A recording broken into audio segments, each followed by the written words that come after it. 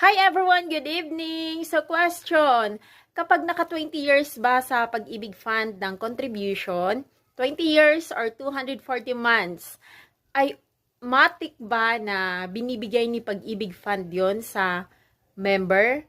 Hindi na ba kailangan pumunta ng Pag-ibig Fund para mag-file?